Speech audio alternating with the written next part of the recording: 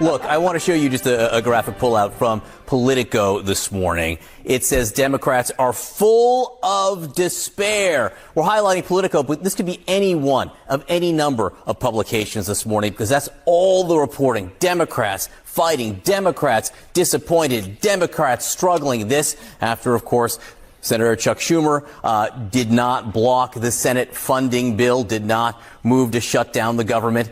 Let's talk to CNN chief data analyst Harry Enton. Full of despair, says Politico, Democrats are. Why? Why are Democrats full of despair? All I have to say, Democrats, call your office. You know, we're March Madness times. Terrible, terrible, terrible. To quote the great Charles Barkley, view Democratic Party favorably. CNN SRS, look at this, 29%. NBC News, you want to go lower than that? How about 27%? Both are record lows. The lowest going back to 1992 in CNN polling, the lowest going back on record to 1990 in NBC News polling. The majority of Americans hold an unfavorable or negative view of the Democratic Party at this point. All I can say is I'm a big fan of the oldies, so I'm going to quote Chubby Checker. How low can you go? Nice. Well done. With that, what about congressional Democrats specifically? Yeah, what about congressional Democrats specifically? You think these numbers are low? How about this one? Holy Toledo. Voters' views of the Democrats in Congress among all voters disapprove, 68%. And look at the approved number, just 21%, even lower than the Democratic Party at large. This is the lowest on record for Democrats, according to Quinnipiac University polling. You think these numbers are bad? Let's go to this side of the screen. We'll look how Democratic voters feel. Get this. The plurality of Democratic voters disapprove of Democrats in Congress at 49%, and just 40% approve. Horrible, horrible, horrible. Hello, everybody, and welcome to the Great America Show. It's great to have you with us. If you haven't been already able to tell, the sentiment of today's show is the Marxist Dems and the trajectory they're on. I mean, they're in total disarray. The fighting within the party, to me, is just amusing to watch because for years we watched the Republicans fight with each other, infighting in the party. Most recently, the Kevin McCarthy fight, Republicans going after other Republicans. What Mr. Harry Enton also didn't get to was new polling out from NBC News that shows a majority of Americans think that the Republican Party is who is leading the country right now, that the country's on the right track under the Republicans, folks, under the Republicans. Just last week, on Friday, we saw Chuck Schumer cave to the Republicans. We saw the Republicans for the first time in my lifetime win a battle on the budget, keeping the government funded through September. Chuck Schumer now getting backlash from the Marxist Dem Party, being forced to postpone his book tour that he has coming up for security concerns. These people, folks, are ravenous. The Marxist Dems are ravenous people. There's so much to talk about today. I don't want to talk about it alone. I want to bring in our guest today. He's conservative YouTuber and a friend of mine, the great Steve Gardner. Steve, great to have you with us today here on the Great America Show. Before we get into everything, the flights to El Salvador, these Marxist Dem unelected judges going absolutely nuts. Chuck Schumer, the sentiment of the Democratic Party, your thoughts? Well, I'm very happy to see those numbers so low, but you know, there is a part of me that has a good heart that's like, ouch. But can you really say that you're that shocked? Because as Kamala Harris ran for president and they pumped nearly $2 billion into the election, still voters were saying, what do they stand for? And nobody knows what she stood for. Nobody knows what the Democrat Party stands for. Right now, they say we defend women as a party, yet they want men to go in and dominate women's sports. Right now, they say we care about you. Donald Trump will screw you over. But then most of their legal battles are about keeping illegal criminals in the country. They're so afraid of losing future voters that they would rather have murderers walking your streets than do the right thing. This is a party that said, we're going to ruin democracy, yet they are anti-American. They say Donald Trump's going to bankrupt the country. then you pull back the curtain and you find out that they've been doing money laundering in order to steal American taxpayer money and put it over into all of their different pet projects. I'm sick of it, and so are the American people. You brought up a good point, and it was the 2024 election. What did they stand for? I mean, up until we heard Kamala Harris on the debate stage after she stole the nomination from Joe Biden, we all knew it was just Marxism. But then Kamala comes out, and all of a sudden it was no tax on tips. She didn't want tax on tips. She didn't want tax on Social Security. And you're sitting here saying, like, what the hell is wrong with these people? Like, you literally have not an original idea in your own mind that you're out here. Now, they plagiarize each other, Stephen. We've seen it now probably for the last 10 years, but it's still going on now with these stupid, idiotic speeches that these people go out on TV doing. What does the Democratic Party stand for? I mean, curtains aside, as you said, what do you believe the Democratic Party actually stands for? What they actually stand for. I mean, I could say so many things that they pretend to stand for, but I believe that they are still trying to portray themselves as the party that is anti-war. They say that we're the party for minorities.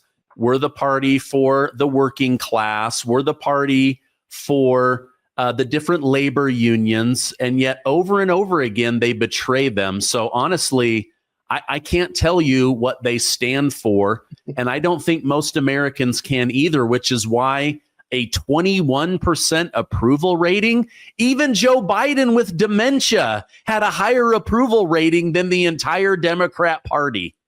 Yeah, the working class is such a good point that you bring up, because with this illegal immigration, who is the working class? Who is the working class that the Democrats allegedly say they vote for? Stephen, a brilliant politician once said to me, a man I worked for, he said, you know why the Democrats don't want people out of poverty? And I said, why?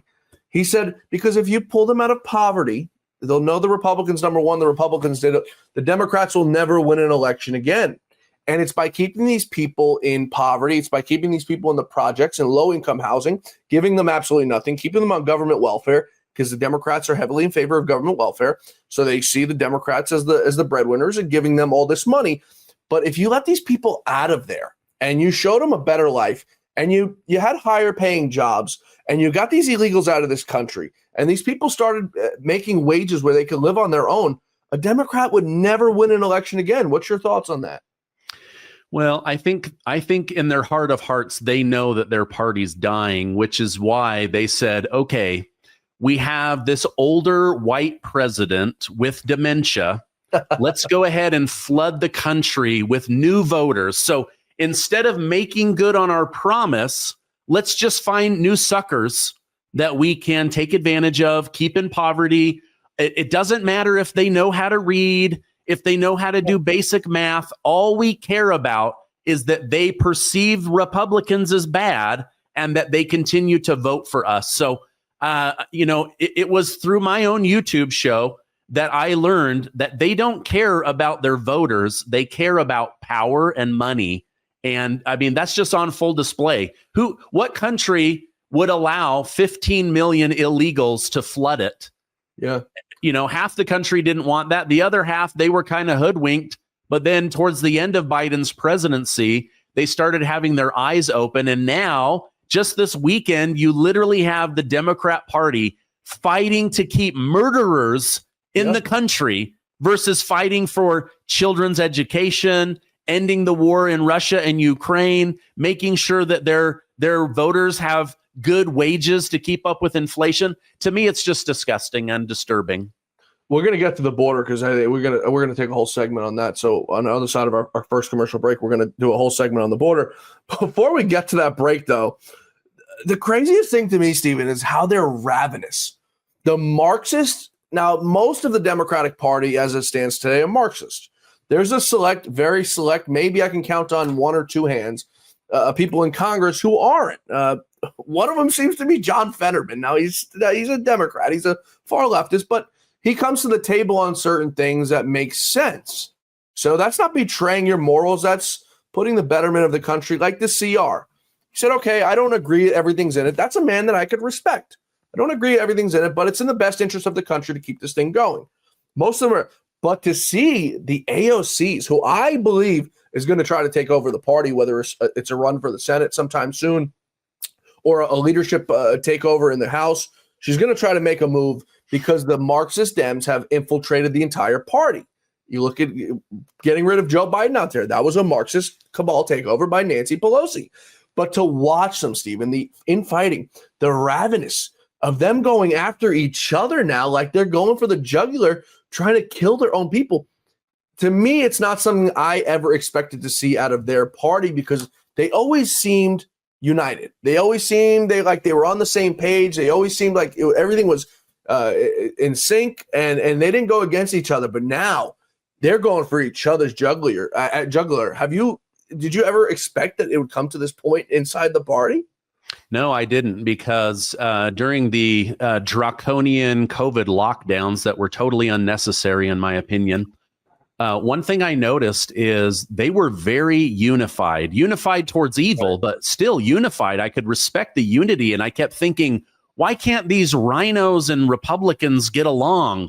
How can we have the Trump derangement syndrome Republicans and the ones that wanted to support MAGA? Why, they were like water and oil, but the Democrats, they were in lockstep. They did whatever Nancy Pelosi and Chuck Schumer said. And maybe this division started over, throwing Joe Biden out of office. Yeah. A lot of them did not want to support Kamala Harris. They would rather have Dementia Joe and get their agenda through. Now they have to actually do something of substance. And, as you said, I have a lot of respect for this John Fetterman guy because he's saying, listen, it looks really bad to shut down the government. Yeah. It's really inappropriate to strike fear in the heart of the American people and people that we owe money. We have to keep the government open.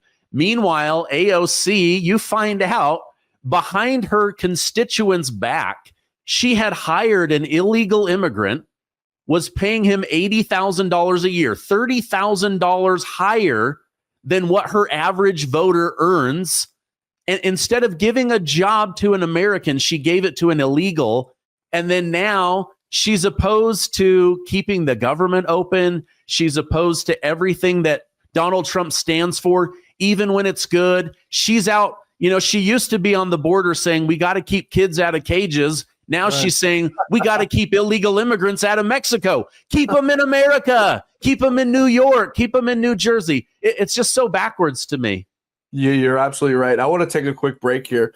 When we return, by the way, folks, we're talking with Stephen Gardner, brilliant conservative YouTuber. You guys can check him out on YouTube, Rumble, wherever you guys get your podcast.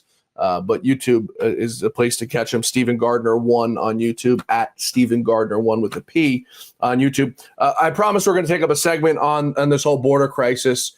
President Trump invoking the Aliens Enemy Act of 1798 just over the weekend. Tom Homan was asked about it. I want to roll this clip for you. You say to those who claim you're using a 200-year-old law to circumvent due process? An old law?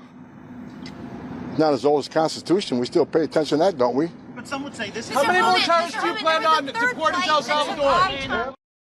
Tom Homan is absolutely brilliant. I got to know him very well working with him at Fox. The guy is totally brilliant. I want to take a quick break. We're coming right back with Stephen Gardner, folks. Stay with us. So much more to talk about, so much more to come on this St. Patrick's Day. Stay with us. You're still looking good. I'm still feeling good.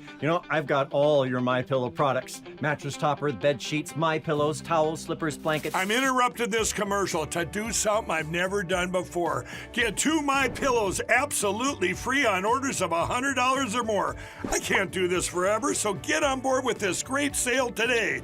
Our best-selling 6-piece bath towel sets or kitchen towel sets, just $29.98.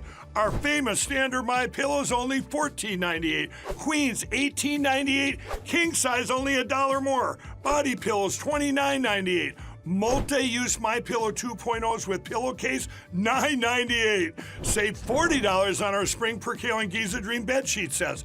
Any size, any color. So go to MyPillow.com or call that number on your screen. Use your promo code to save up to 80% on all MyPillow products. And when you spend $100 or more, get 2 standard MyPillows absolutely free. Folks, we're back with Stephen Gardner, conservative YouTuber. You can follow him on YouTube at Stephen Gardner1, Stephen with a P. Catch him on Rumble, wherever you guys get your podcasts. We recommend it to you highly. Steve, I want to turn to that border issue we were talking about over the weekend. By the way, I have to give a credit where it's due with this Trump administration. Everything so far has been so tight-lipped, and everything has been so organized, and everything has been so law-abiding that there's very few things the Marxist Dems have been able to rebuttal, even in the court of law. However, the Democrats were able to go to a Marxist Dem judge and get a TRO, temporary restraining order, on President Trump deporting a few hundred illegals. Now, these aren't just your kitchen workers and your gardeners. These are killers, Tren De Aragua gang members from Venezuela. So he deports them to El Salvador. They find out while the planes are already in the air in international waters that this Marxist Obama judge wants the planes returned back and says President Trump has to wait to get this thing done, get this thing passed through. James Boasberg, as I said, an Obama appointee. And Donald Trump simply, so brilliantly says, well, the planes are already over international waters. Too late. Your thoughts, Steve? I thought it was a great loophole. I mean, think about that. What American fights to have murderers kept in America? Not only is it dangerous, not only does it make America unsafe again, but we now have to pay upwards of $100,000 a year per person in the U.S. prison system. So what is the meaning behind all of this? But yeah, I saw that Stephen Miller from the White House was on the news, and he said, hey, they're already over international water. We can't do anything about it. And you know what? I watched the footage of these guys coming off the airplane. They take them. They're not allowed to keep their head up. They're in chains. They bring them in. They put them on their knees. They shave their head. They shave off their facial hair. They take photos of all of their tattoos. And then, boom, they go into these super prisons down in El Salvador. I thought it was a brilliant move. President Trump has promised to make America safe again, and promises made, promises kept. Talk about the art of the deal. Imagine having a country welcome in the deadliest people on planet Earth. I mean, where that you can find a garbage dump that you can store these reprehensible people who do so much harm to our societies, whether it be drug importation, whether it be human trafficking, whether it be murders, rapes, whatever it is. These are the worst people you can possibly have in the United States. You get the Democrats begging to keep them. I've got a proposition for every Democrat who wants to keep them here. Why don't you adopt one? How does that sound? Yeah, they love to put them up in other people's houses, but not their own, right? It's asinine to me that their voters continue to believe the lies. I mean, if I was a woman and I said, wait a minute, I'm going to vote for the party that protects women, and then I see, wait a minute, they want women, they want little girls to become little boys. They want little girls to compete in sports against boys. They want my daughter in junior high and high school to go to the bathroom with someone that thinks they're a girl but is raging with testosterone, the most testosterone they'll ever have in their life. And this is the party that supposedly protects women. Give me a break. How embarrassing is it, in your opinion, on the world stage to hear a country begging for migrants back that don't even belong here, number one, but begging for these people to come back into the country? How embarrassing is that when you see a nation? We're in arguments right now with Canada and Mexico. I mean, they've got to be sitting there laughing at us saying, these idiots, they want the migrants back. Yeah, it makes no sense. And, the story of El Salvador is actually a really cool story. The president gets in. He's a young guy. Yeah. And he says that he was prayerful about how to be a good president because he was so young. Yeah. And he has this idea, wait a minute, we've got to round up all the criminal gang members in one weekend. In one weekend, they round up 50,000 of the worst gang members of El Salvador, the country with the highest murder rate next to South Africa and Brazil. And now suddenly El Salvador's economy is doing really well. So they were willing to take those people from the United States of America. I'm sure he did it for political favor with President Trump, but hey, I don't mind countries that want to help make America great again. I actually look forward to partnering with those countries. To add insult to injury, the dictator over in Venezuela compared the deportations of the thugs to the Holocaust. Imagine that. I mean, these people are to say they've lost their mind, I think is an understatement. Comparing it, they use everything so freely now. Donald Trump is Hitler. This is like the Holocaust. January 6th was the worst thing to ever happen on American soil. Like forgetting about 9/11 or all the other things that's happening in these countries.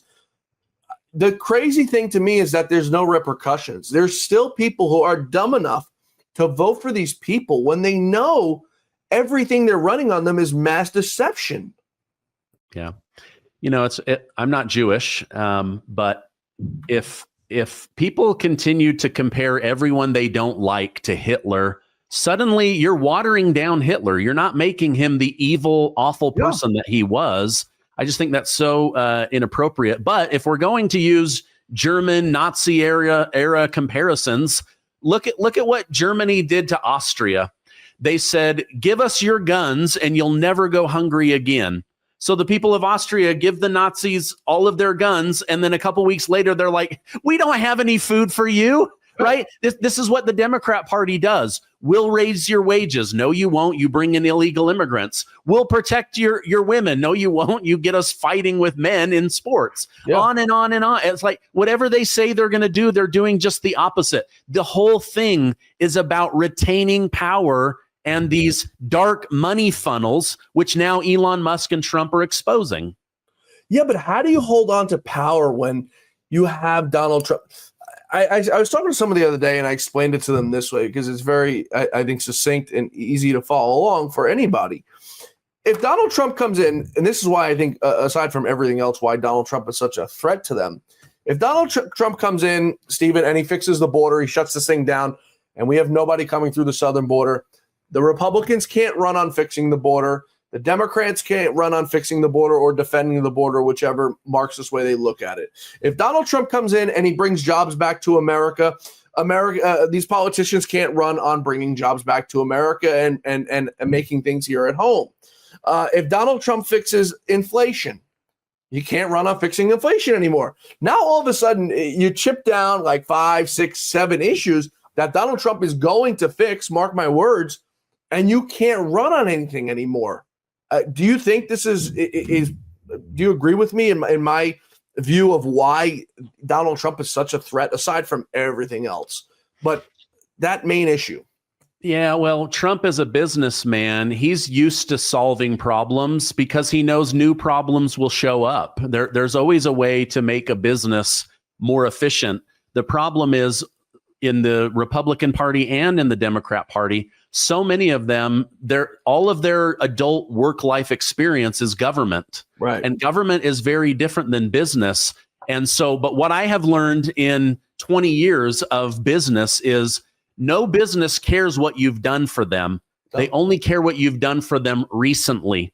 So all of these things that the Republicans are worried about, those are going to be great for winning the 2026 midterm election. Hey, look, we're not going to fix the border. We fixed the border. We're not going to bring down inflation. We brought down inflation. We're not going to keep men out of women's sports. We kept them out of women's sports. On and on and on. This past tense, look at what we just did, is going to be the highlight of the midterm elections.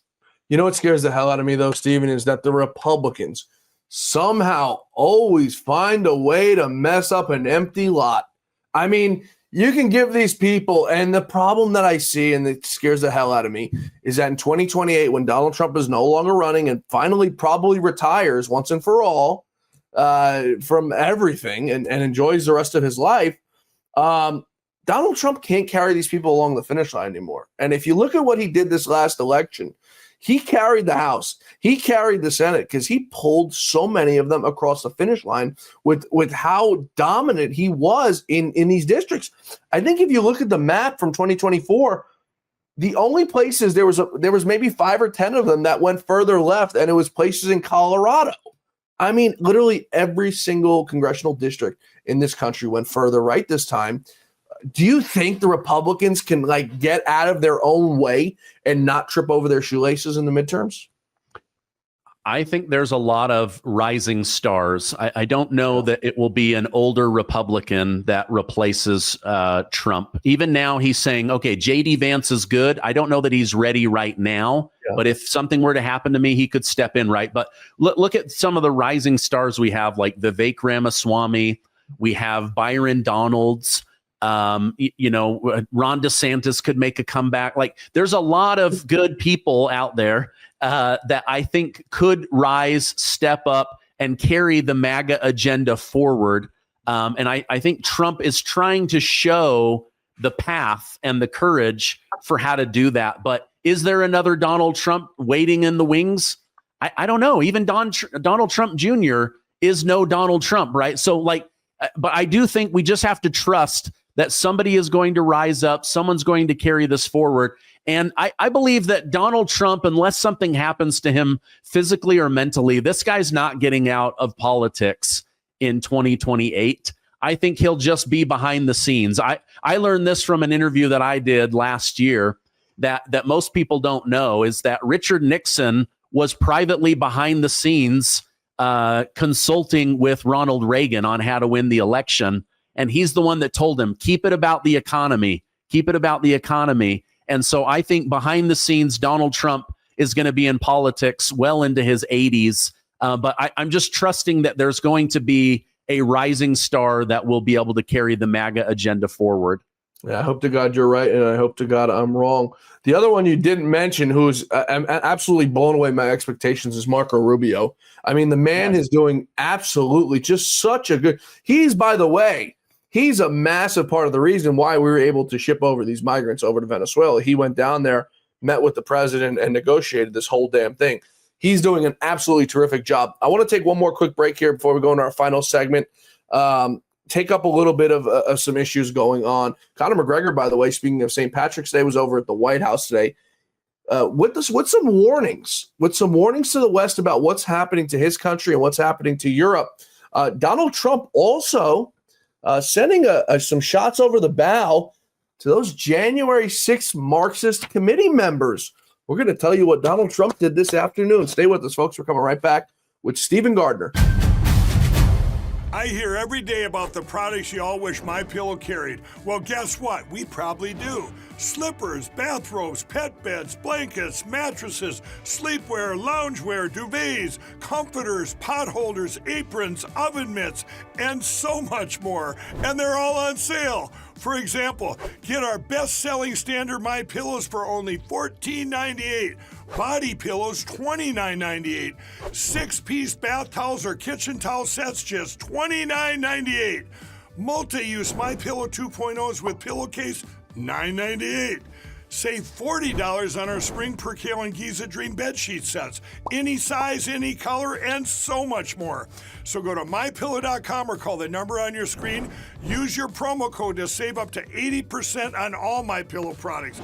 And I've never done this before. When you spend $100 or more, you're going to get 2 standard MyPillows absolutely free. Folks, we're back with conservative YouTube host Stephen Gardner. You can follow him on YouTube, Stephen Gardner1, Stephen with a P. All social media platforms, wherever you guys get your podcasts, we recommend it to you highly. It turns out I found somebody who works harder than me. Stephen does multiple shows a day.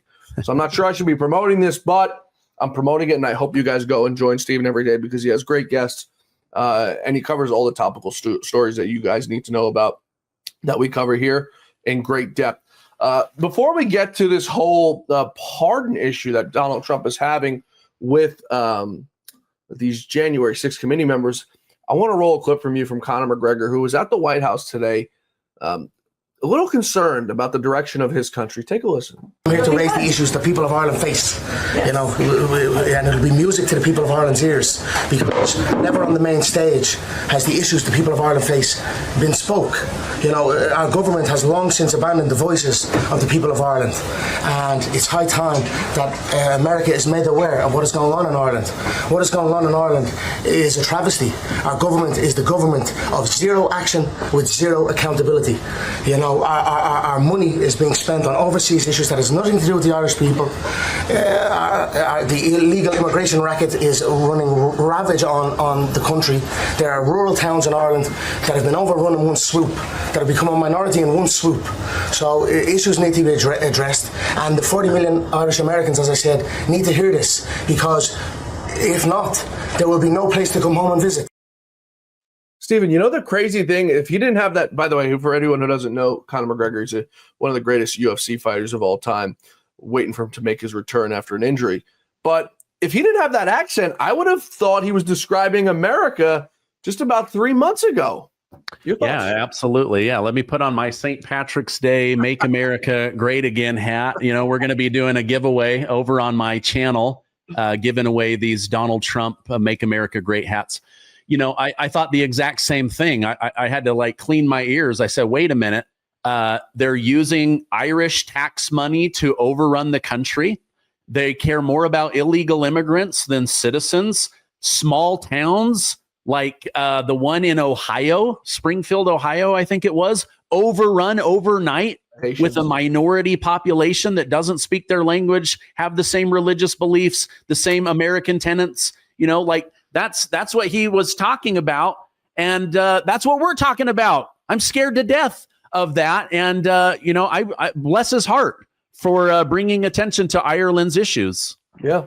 You bring up a good point about people not speaking the language. I was on someone's podcast last week, a professor, and we were talking about the education system and how getting rid of the Department of Education, in my opinion, will give, sort of like Roe v. Wade, it'll give the power back to the states. If you live in New York like me, your kids are going to learn absolutely nothing. They're going to be lowest among standardized testing because we're run by Marxists here in New York.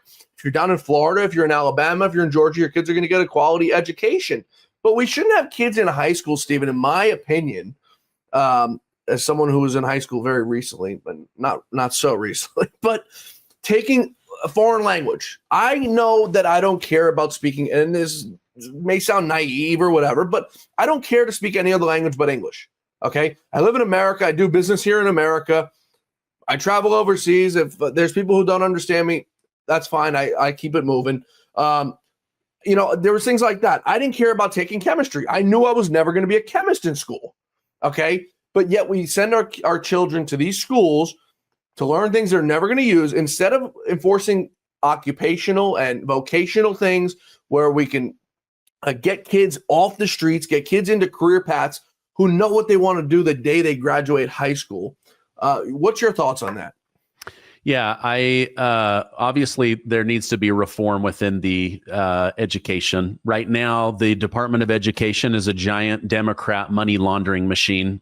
You can Google this. Most of the money that is released to the Department of Education comes through Democrats.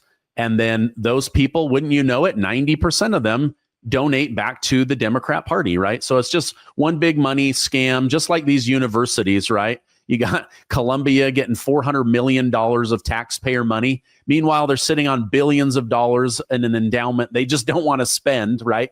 But the illegals coming into the school systems is bad news. We need to focus on getting good teachers that have the flexibility to actually teach, instead of focusing so much on standardized testing. But even right now, Utah has some of the highest test scores in America, very big on education. I don't run into children that don't know how to read. I don't run into children that don't know how to write. Maybe that's the area that I live in. But even now, my junior high daughter is telling me, Dad, I'm having a hard time getting help from the teacher. I said, why? She said, because there's so many students now that don't speak English. She spends all of her time trying to help them. And I'm like, that's just not fair. That's not fair to me as a taxpayer. That's not fair to me as a dad. And it's certainly not fair to my 3 children who deserve a good American education. All right. We pay taxes. Now, I don't know. What state are you living in, Stephen? Utah. Oh, you're in Utah. Okay. Here in New York, I mean, it's like all gloves off. You've got to we pay among the highest property taxes here in the country. We pay a ridiculous, if you live in New York City, you pay an extra certain amount of money on top of taxes for a New York City tax. We're among the highest taxed people in the country, yet we have the worst schooling system. As you said to your daughter, I mean, you go to schools now and the kids are speaking Spanish. They don't understand English. What the hell kind of world is that to bring your kid up? And then you got to go, Steve, then you got to go pay private school. When I went to private school, I think a high school was probably $7,000 or $8,000 a year. It's got to be at least 10 or 15 by now with inflation and everything going on. You got 2 or 3 kids. Not everybody could afford $10,000, $20,000, $30,000 a year to send your kids to private school after already on top of paying away, most cases, more than 40% of your salary in property taxes, in income taxes, and any other sort of sales tax, whatever kind of taxes that's levied on you in your state. Do you think we get this thing turned around in the next 4 years? I know it's a difficult task, but it's an important one, man, if this country wants to self-sustain. Well, getting the illegal immigrants out of the school system, I think could be helpful, but I don't know. This is a big one, but as someone that works hard and pays a lot in taxes, it is very frustrating to me to see my children who are in public school. Mine are not in private school. They're still in public school. And I want them to go through that and get that experience. But when I start hearing that now they're competing with somebody that speaks an African language and Portuguese and Chinese and Spanish, like it would be one thing if the teacher was like, I speak English and Spanish. Okay, great. That, they're a large population. I speak Spanish. But my children don't speak a lick of Spanish. But now to have to compete for teacher time with a teacher that's overwhelmed by 4 or 5 different languages in the classroom, it's just very unfair to the teacher. Yeah, it absolutely is. Before we wrap up, I want to get to a story. Donald J. Trump, he never ceases to amaze me, never ceases to surprise me. Putting out this tweet, I should say on Truth Social, early this morning. Quote, the pardons that Sleepy Joe Biden gave the unselect committee of political thugs and many other are hereby declared void, vacant, and no further force of effect because of the fact that they were done with an autopen. In other words, Joe Biden did not sign them, but more importantly, he did not know anything about them. The necessary pardoning documents were not explained to or approved by Biden. He knew nothing about them, and the people that he did may have committed a crime. Therefore, those on the unselect committee who destroyed and deleted all the evidence obtained during the 2-year witch hunt of me and many other innocent people should fully understand that they are subject to investigation at the fullest level. Fact is that they are probably responsible for the documents that were signed on their behalf without the knowledge and consent of the worst president in the history of our country, crooked Joe Biden. I mean, this is an absolute total barn burner for Donald Trump now, because it's an interesting one, and it's one that'll probably get stuck up in the courts. But, I mean, how do you even handle this situation like this?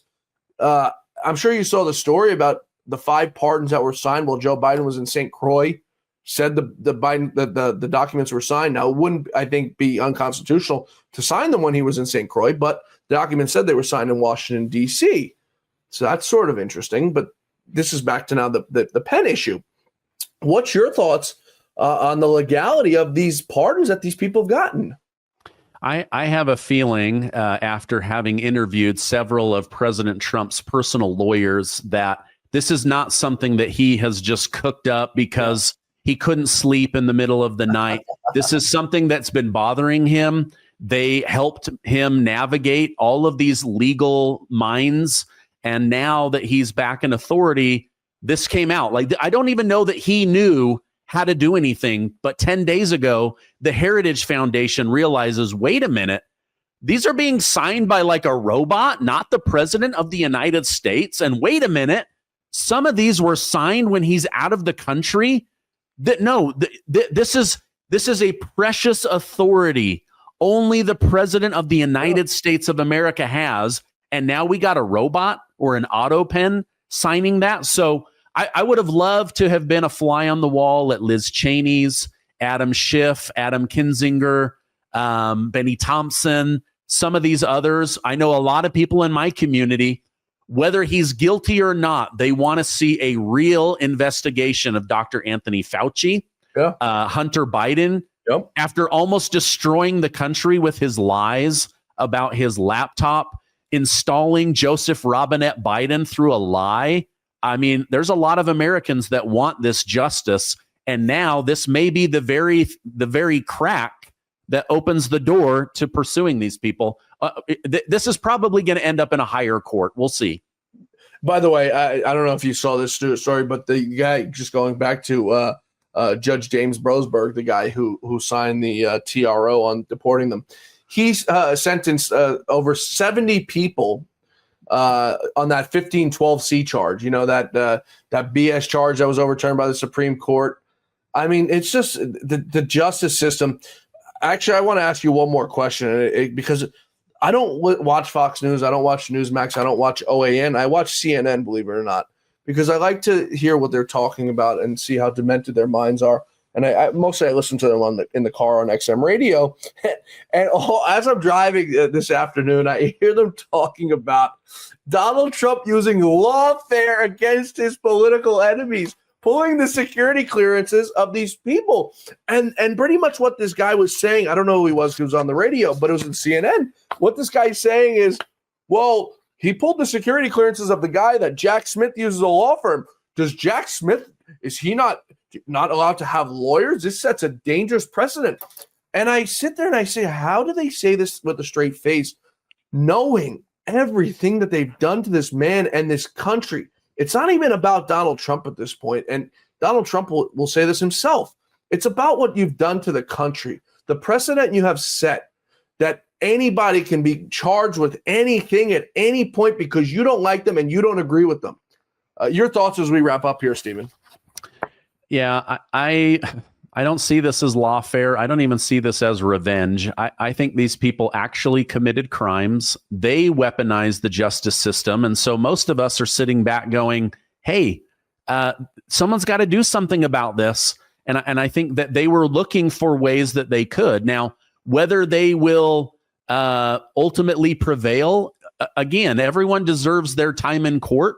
Yeah. But in the meantime, they're going to feel what Donald Trump felt, which was an exorbitant amount of legal fees, a lot of wasted time digging into their life, their personal life, their businesses, their NGOs, their charities. Like, they're going to be under a microscope, and it doesn't feel good.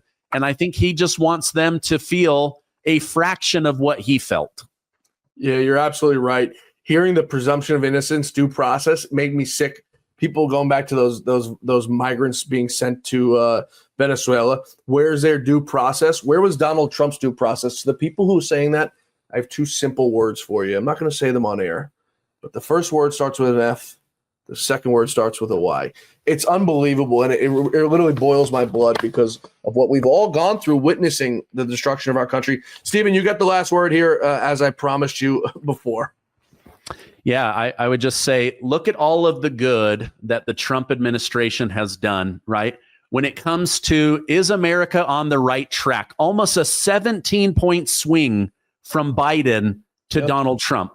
The media tells us Donald Trump is bad, yet the American people, his approval rating is so high right now, and it's only gone higher. Gas is coming down. The price of eggs is coming down. The interest rates are coming down. You guys, we're only 60 days in. It's only going to get better. But I think a lot of these problems he's solving are going to be the talking points to win the 2026 midterm. Yeah, you're absolutely right, folks. As I said, you can join Stephen every single day, 3-4 times a day if you can handle it. It's a lot of news, Stephen. I don't know how you do it, man. This 40 minutes, 50 minutes with the pre-show kills me. I don't know how you do it. But, folks, Stephen Gardner, Stephen with the P, Stephen Gardner 1 on YouTube. As I said, you catch him multiple times a day there, wherever you guys get your podcast, Rumble, Twitter, wherever you guys get them. we ask you to please join Stephen there each and every day where he does a terrific show. Stephen Gardner, come back soon. It was great talking with you, brother. Thank you so much. Thanks, everybody, for being with us today here on the Great America Show. I hope you enjoyed our interview with Stephen Gardner. Great American. As I said, he does a terrific show. You can follow him on YouTube at Stephen Gardner1, Stephen with a P, or you catch him multiple times a day. As I said, I didn't think there was anyone who worked harder than me. Just kidding. There's a lot of people. But 3 to 4 times a day. It's a lot of content, folks, a lot of great content that you can keep up with the news without having to turn on Fox News, because we don't like to do that here on the Great America Show. Folks, we'll see you back here tomorrow for the Great America Show, where our quest for truth, justice, and the American way continues. Until then, may God bless you, may God bless America, and may God bless the great Lou Dobbs. We'll see you tomorrow, folks.